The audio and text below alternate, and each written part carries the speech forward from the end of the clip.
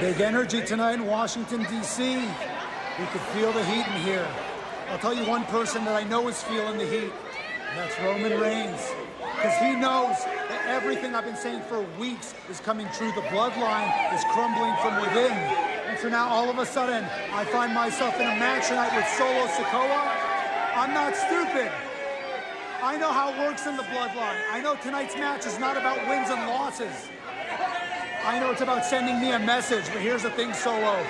I'm the one who's sending a message tonight. The message is loud and clear. But the bloodline is not getting rid of Sami Zayn.